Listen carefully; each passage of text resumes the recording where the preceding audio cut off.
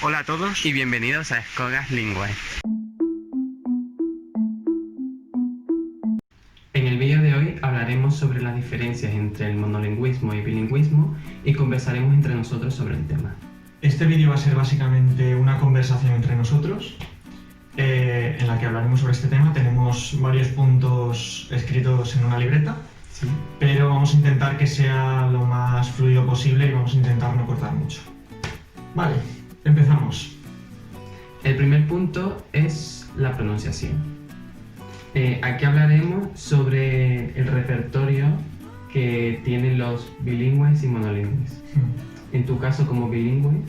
Claro, en mi caso yo hablo español y catalán de forma nativa, entonces considero que es una ventaja a la hora de aprender otros idiomas porque tengo más repertorio fonético. Por ejemplo, en español no existe la E abierta o la O abierta, y la gente que solo tiene el español como idioma nativo tiende a tener más problemas a la hora de diferenciarlos. No solo de hacerlos, sino que al oír O y O no diferencia en qué son diferentes, o E y E, por ejemplo.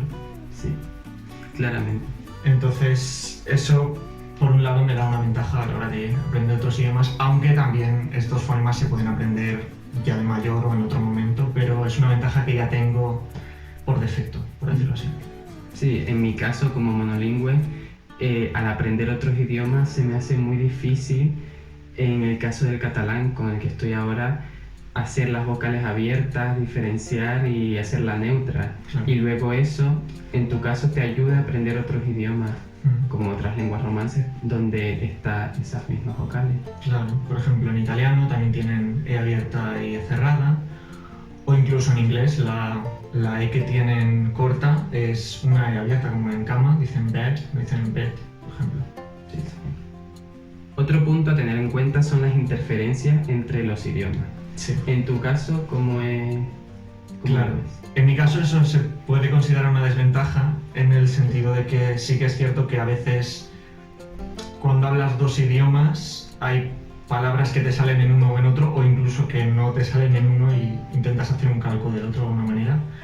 Por ejemplo, yo al salir, cuando fui a Madrid, por ejemplo, y utilicé la palabra rampa, claro, para ellos una rampa es, que para mí también es una rampa que baja al garaje, por ejemplo, pero para mí una rampa también es un... ahora no me va a salir la palabra. ¿Un calambre? Un calambre. Y otro ejemplo podría ser angunia, por ejemplo, que no sé si tiene un equivalente exacto en español, me parece que no.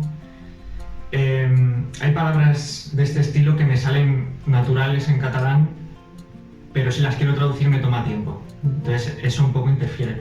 Pero no es algo lo suficientemente grande como para que se note o para que me dificulte el hablar, ¿sabes? No me dificulta el hablar, simplemente hay 4 palabras que a lo mejor confundo. Claro. En mi caso no hay interferencia, prácticamente porque tengo todo el vocabulario nativo. Claro.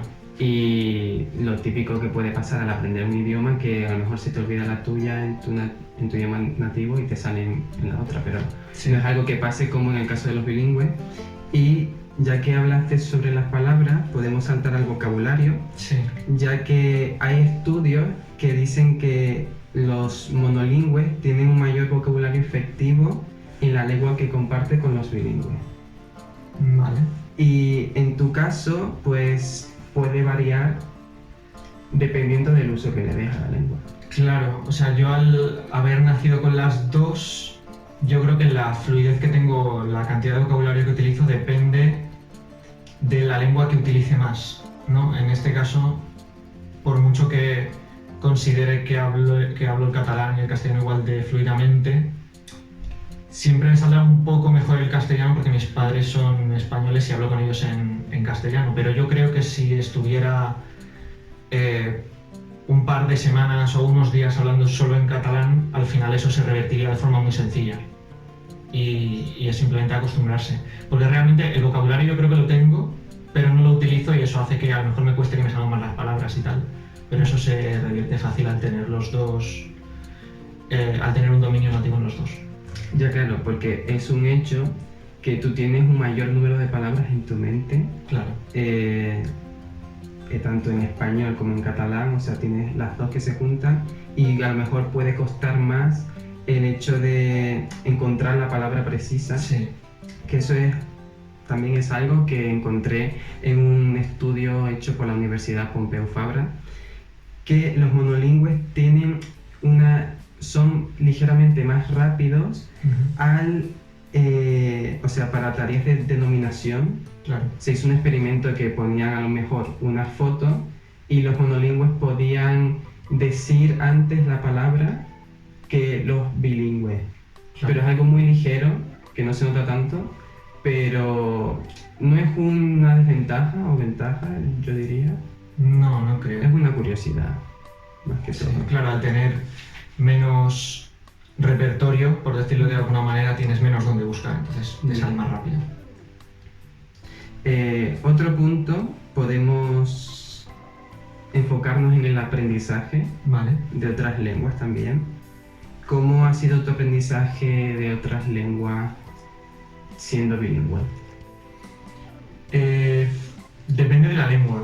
Claro, ser bilingüe me da la ventaja de que no solo conozco una gramática fija y luego ya tengo que acostumbrarme a otra, sino que conozco dos.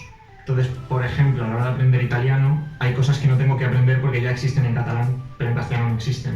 Como puede ser, por ejemplo, el partitivo, que es el pronombre ne en italiano, el pronombre an en catalán, o el pronombre ci en italiano, que es un locativo mayormente, y en catalán es i, o sea, son equivalentes exactos.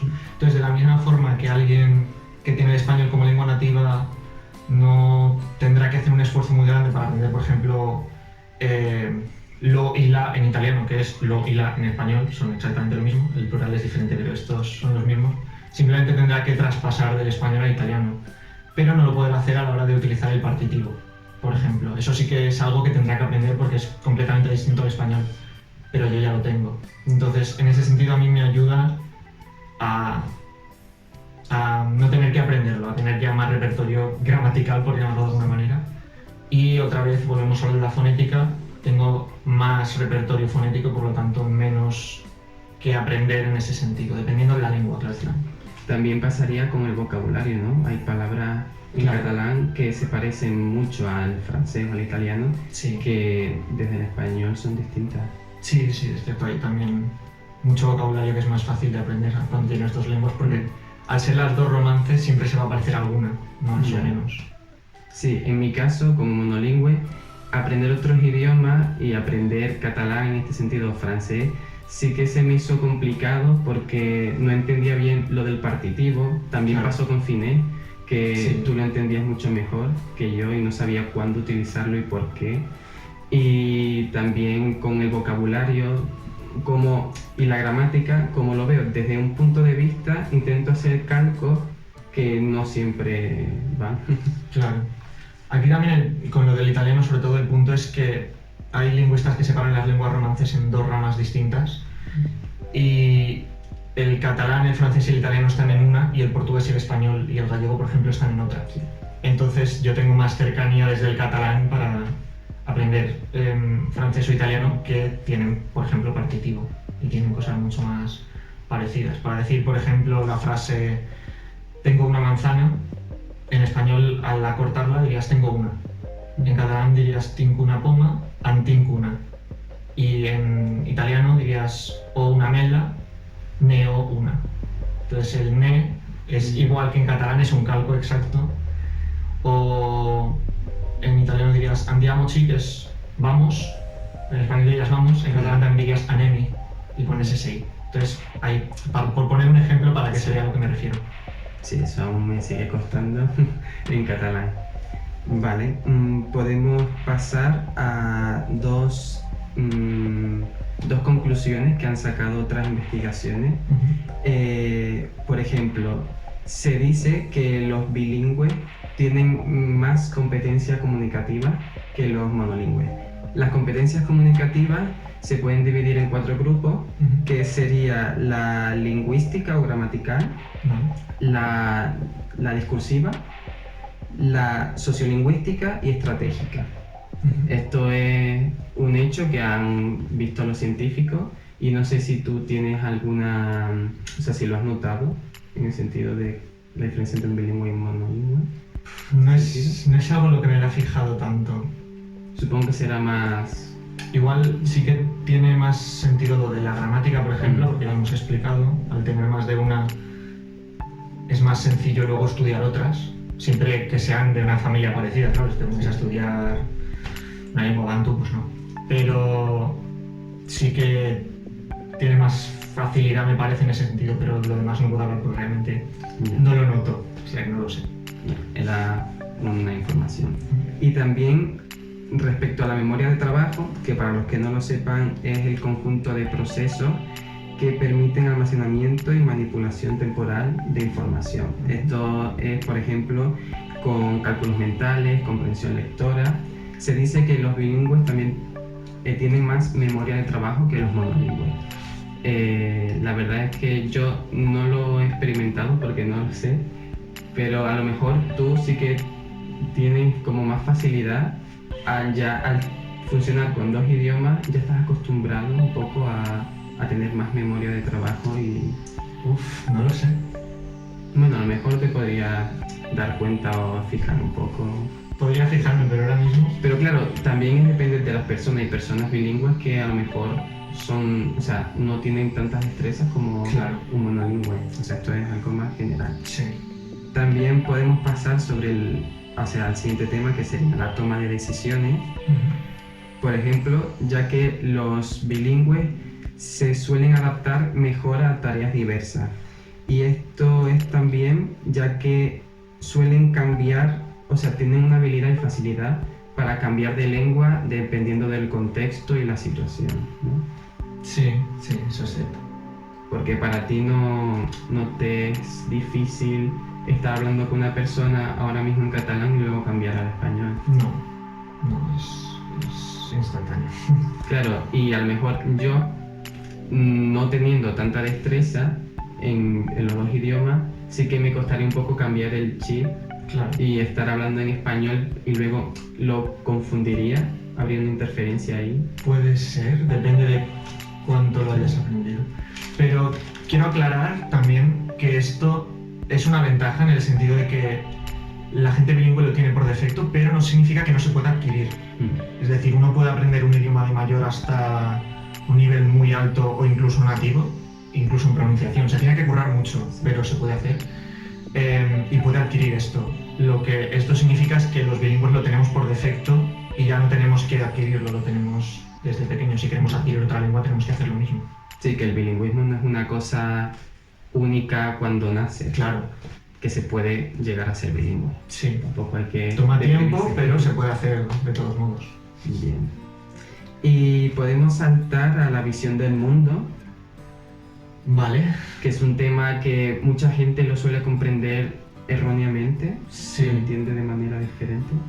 Sí, a ver, es que, por ejemplo, está la hipótesis Sapir-Whorf, que dice que el idioma que tienes moldea tu pensamiento y tu forma de percibir el mundo, como por ejemplo con los colores, ¿no? El hecho de que hay lenguas que tienen más palabras para ciertos colores y otros tienen menos. Sí. Y entonces hay gente que opina, gente que apoya esta teoría, por ejemplo, que la persona que habla el idioma que tiene más vocabulario para estos colores verá más colores que la gente que no. Y esto es mentira, o sea, esta teoría no se ha comprobado nunca. No significa que veas más o menos cosas por el hecho de tener vocabulario para ellas. Realmente la percepción es la misma. Lo que cambia es la forma de comprender el mundo en el sentido de que piensas obviamente de forma distinta, no solo por el vocabulario, sino también por la sintaxis, la forma de estructurarlo todo. Tu mente está estructurada de forma distinta y por lo tanto piensas y comprendes, esto cogido con pinzas, de forma distinta. Sí. Pero todos percibimos lo mismo. Y quiero añadir aquí también, que creo que es importante, que hay, por ejemplo, una... no me sale la palabra. Bueno, que hay gente que piensa que las lenguas inuit, por ejemplo, las lenguas que se hablan en el Ártico, tienen más palabras para el blanco que nosotros. Tienen muchas palabras para el blanco, dependiendo si es la nieve, la escarcha o el hielo, la nieve hecha hielo, cosas así. Y esto es mentira. Lo que pasa es que las lenguas inuit son lenguas polisintéticas. Esto significa que aglutinan todo en una sola palabra. Entonces a lo mejor tienen blanco, nieve, y tienen dos sustantivos, un sustantivo y un adjetivo, y lo juntan en una sola palabra. Entonces tú al verlo te crees que son distintos tipos de blanco y son palabras solas, pero realmente están juntándolo con un adjetivo. Por lo que no tienen más palabras, pero sí lo describen más, porque viven en un ambiente en el que lo necesitan. Pero de nuevo, no perciben más blancos, están más acostumbrados a vivir con ello. Nosotros también podríamos percibirlo si nos lo explicaran. Sí, básicamente como monolingüe, respecto a la visión del mundo, Sí. Sí que lo he notado al aprender otros idiomas, por ejemplo el hebreo, que también creo que en finés el verbo tener es distinto, o sea, no es... Sí, usan el verbo ser y lo ponían en caso lativo, no me acuerdo, hace mucho tiempo que no estudiamos, pero sí, utilizan una estructura que sería algo parecido a en mí algo es, y esto es yo tengo ese algo. En hebreo pasaba igual, y claro, al comprender eso sí que te da como una sensación de que lo ves distinto, en este caso la posesión. Claro.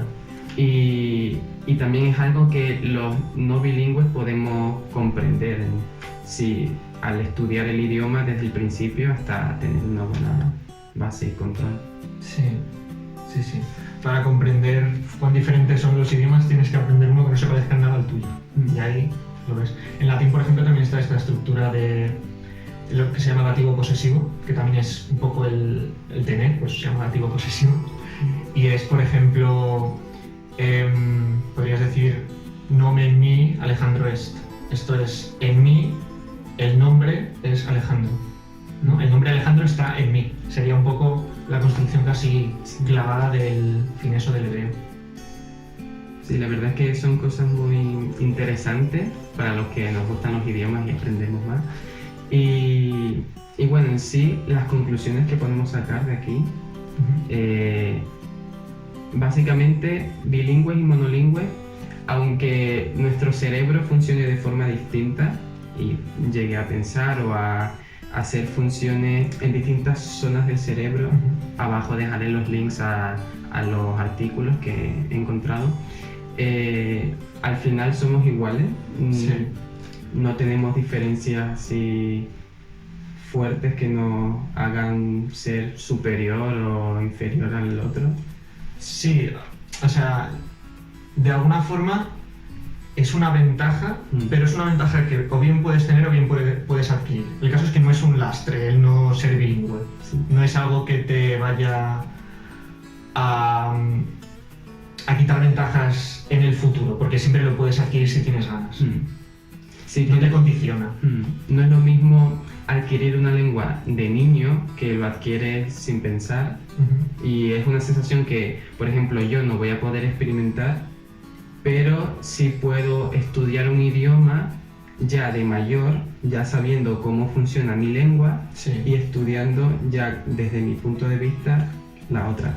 También algo que se me escapó sobre las interferencias, ya que estamos hablando del aprendizaje, es que no sé en tu caso, cuando empezaste a aprender inglés o japonés, Sí. ¿cómo eran las interferencias? O sea, ¿tenías interferencias desde el catalán o desde el español? ¿En el inglés y en el japonés? Sí. Vale.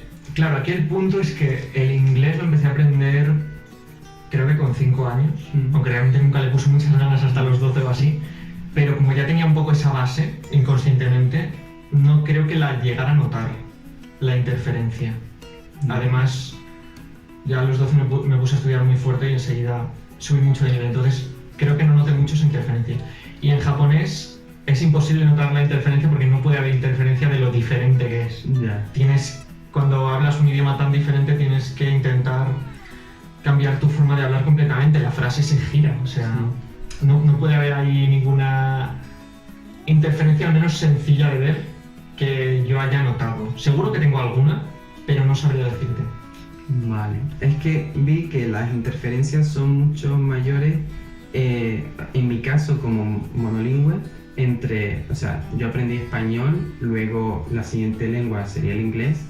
Al aprender francés, hay más interferencia entre el inglés y el francés que entre el francés y el español, ya que tu cerebro tiene como la lengua nativa, la lengua 1, y el resto de lenguas que aprende. Entonces, como que lo ve en dos grupos y junta las otras lenguas. Claro. Cosa que se puede evitar si realmente consigues separar cada lengua, Sí. que en mi caso aún me cuesta, pero en tu caso sí lo has logrado, con el inglés, con el japonés, ¿no? Sí. Cuesta, porque cuesta, pero al final es necesario si las quieres hablar bien. Y claro, también a más lenguas aprendas, más sencillo te va a ser aprender otra, separarla y estudiarla desde otro punto de vista, ¿no? Si eres monolingüe, la primera lengua que aprendas te va a costar más trabajo. Sí. En cambio, si eres bilingüe y ya tienes dos, te va a costar un poco menos. Luego ya cuando añadas otra todavía menos y así yo creo que progresivamente. Pues esto es todo. Espero que les haya gustado, que hayan aprendido algo, que les haya parecido interesante. Si quieren, pueden comentar abajo y decirnos su opinión, si eres bilingüe también, como si ves alguna cosa en la que estés de acuerdo o en desacuerdo. Sí. Y... Es un tema que tiene muchos matices y es muy grande. O sea que iniciad discusión si queréis en los comentarios, porque creemos que puede ser bastante interesante. Sí.